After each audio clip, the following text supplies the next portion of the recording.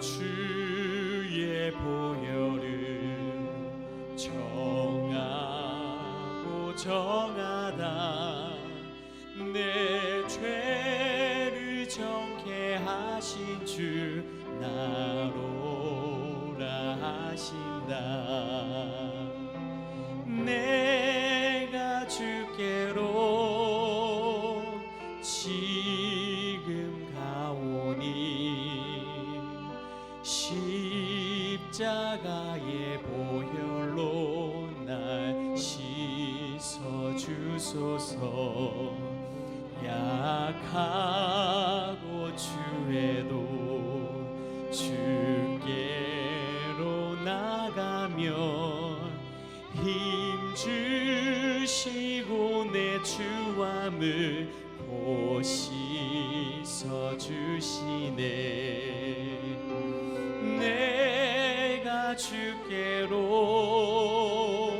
지금 가오니 십자가의 보혈로 날 씻어주소서.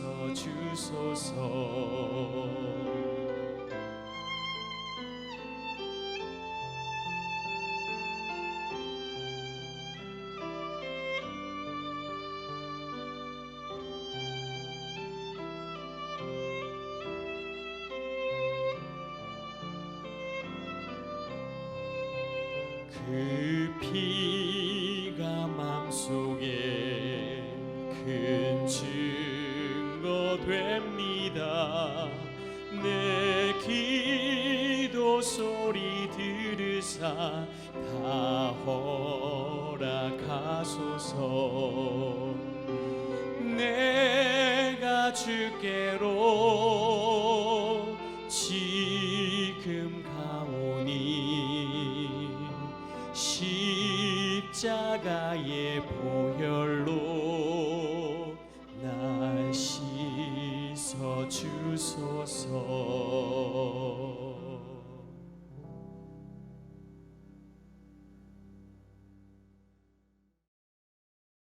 샬롬, 귀한 하루를 말씀 묵상과 기도로 시작하는 우리 귀한 식구들에게 하나님 우리 아버지와 주 예수 그리스도로부터 은혜와 평강이 풍성하기를 축복합니다. 오늘 묵상하실 본문 마태복음 5장 1절 2절 같이 읽겠습니다. 예수께서 무리를 보시고 산에 올라가 앉으시니 제자들이 나온지라 입을 열어 가르쳐 이르시되 아멘. 예수님께서는 간절히 사모하는 마음으로 먼 길을 마다하지 않고 나온 무리들을 사랑하시고 긍휼히 여기심으로 보화와 같은 말씀을 주셨습니다. 그런데 우리가 차분하게 본문 말씀을 잘 살펴보면 모인 무리가 적지 않았죠. 확성기 마이크, 앰프 스피커 뭐 이런 게 그때는 없었잖아요.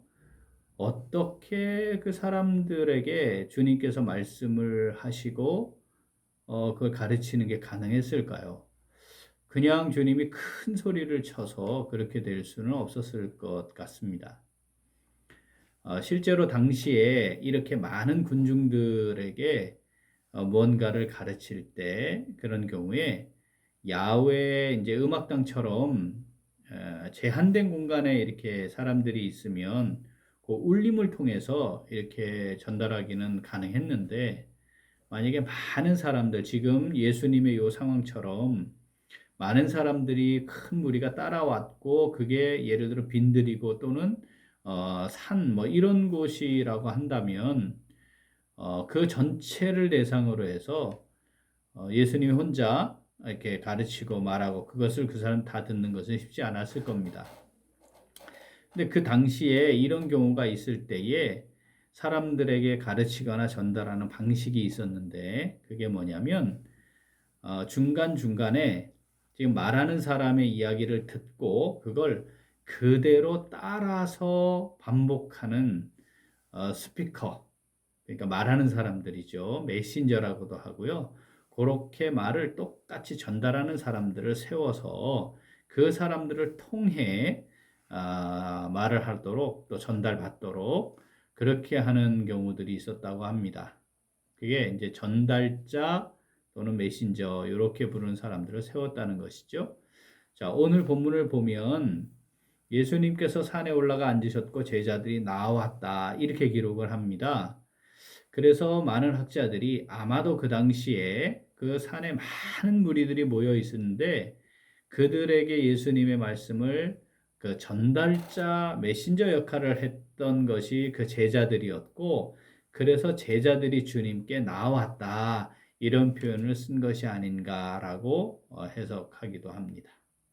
자, 우리가 이런 상황을 좀 전제하고 자, 오늘 본문 한 번 더 읽어보죠. 마태복음 5장 1절 2절입니다. 예수께서 무리를 보시고 산에 올라가 앉으시니 제자들이 나온지라 입을 열어 가르쳐 이르시되 아멘. 자, 산에 올라가 앉으시니 제자들이 나온지라 이렇게 기록합니다. 자, 일반적으로 예수님께 나온 제자들 이미 이제 제자들 부르셨잖아요. 그러니까 12명의 제자들인데 12명만 가지고 이게 가능하진 않았을 것으로 보여집니다. 아마도 12명 제자 외에 주님을 가까이에서 따르고 있었던 무리들, 그들을 가리키는 것이라고 할 수 있겠습니다. 자, 메신저, 그렇게 주님께서 말씀하시는 것을 전달하는 사람들은 굉장히 중요한 것이 있습니다. 예수님의 말씀을 그대로 전달해야 된다는 거죠. 예수님이 하신 말씀을 듣고 그대로 전달을 잘 해야만 했습니다. 자, 지금 제자들의 모습은 이 땅을 살아가는 모든 증인된 성도들의 모습을 잘 보여주고 있는 거죠. 그들이 뭘 했습니까? 주님의 말씀을 받고 듣고 그것을 무리들에게 전달하는 그런 사역을 감당한 것이죠. 오늘 본문 한 번 더 읽어보겠습니다. 예수께서 무리를 보시고 산에 올라가 앉으시니 제자들이 나온지라 입을 열어 가르쳐 이르시되 아멘. 자, 오늘 말씀 내게 주시는 말씀을 받아 묵상하며 순종하는 성도 어떻게 할까요? 같이 읽습니다.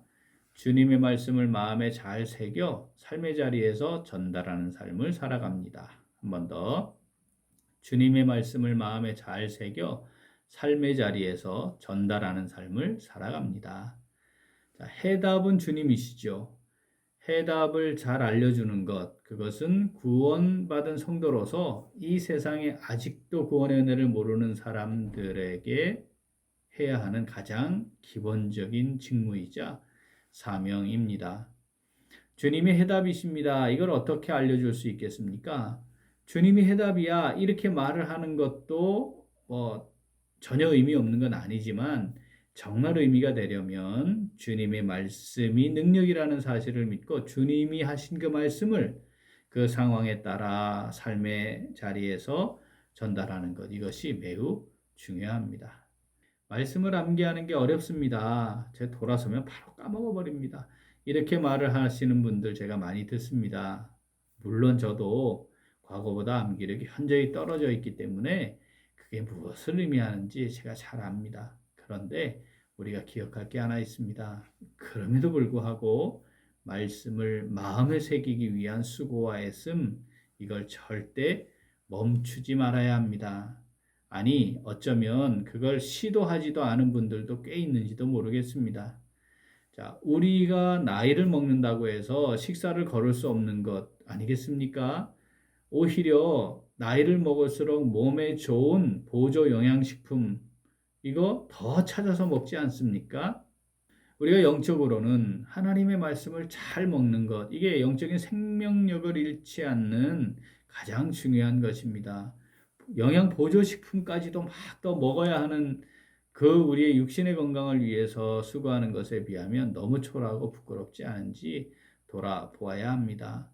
하나님께서는 지금 산상보훈의 말씀을 전하는 제자들처럼 우리를 세상에 보내시고 또 우리를 통해서 주님의 말씀을 전해주기를 간절히 원하신다는 사실 꼭 기억하고 마음에 잘 새기면 좋겠습니다. 사랑하는 우리 귀한 식구들, 오늘 본문에서 주님께로 나아가 주님의 말씀을 받아 전한 제자들처럼 우리가 다 함께 주님께 나아가면 좋겠습니다.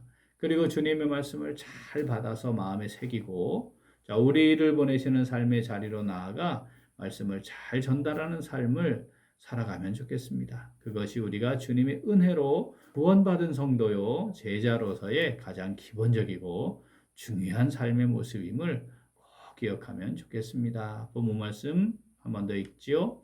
예수께서 무리를 보시고 산에 올라가 앉으시니 제자들이 나온지라 입을 열어 가르쳐 이르시되 아멘. 사랑하는 우리 귀한 식구들, 하나님께서 우리를 통해 이루어가기를 원하시는 계획이 있어 은혜로 우리에게 오늘을 더하여 주신 겁니다. 자, 주님의 말씀을 마음에 잘 새기고 우리 삶의 자리에 나아가 삶의 해답이시고 구원의 능력이신 주님의 말씀을 잘 전달하는 오늘, 그리고 우리의 매일매일의 삶이 될 수 있기를 간절히 소원합니다. 아멘. 기도하겠습니다. 하나님 아버지, 우리에게 구원의 은혜를 더하여 주셔서 귀한 성도의 직분을 지니게 하고 주님의 말씀을 따라 제자로 살아갈 수 있도록 인도하여 주심을 진심으로 감사드립니다. 그런데 저희들은 그러한 하나님의 놀라운 구원의 은혜와 저희들 향하신 계획을 잘 알면서도 우리가 살아가는 삶의 자리에서 생명을 주시는 주님의 말씀을 제대로 전달하지 못하고 그 사명을 망각하였음을 고백하며 이 시간 회개합니다. 저희들을 긍휼히 여겨주시고 저희들의 허물과 죄를 용서하시고 용납하여 주시옵소서. 이제 주님의 말씀을 먼저 우리의 마음에 잘 새겨서 주님께서 우리를 부르시고 보내시어 세우는 삶의 자리에서 주님의 말씀을 잘 전달하는 삶을 살아가기를 원합니다. 성령으로 우리를 붙드시고 함께 하시고 인도하여 주시옵소서. 감사드리며 예수님 이름으로 기도합니다. 아멘. 오늘 도구 기도는 하나님의 영광을 나타내는 교회가 되기 위하여입니다. 먼저 하나님이 주시는 꿈과 비전을 이루어가는 교회가 되기 위하여 기도하겠습니다. 우리 교회 두 가지 비전인 어르신 돌봄 사역, 그리고 다음 세대를 세우는 사역이 지역을 세우는 아름다운 섬김이 되고 이를 통해 하나님의 영광이 나타나도록 기도하겠습니다. 또한 말씀 안에서 기도로 승리하는 경험을 하는 교회가 되기 위하여 기도하겠습니다.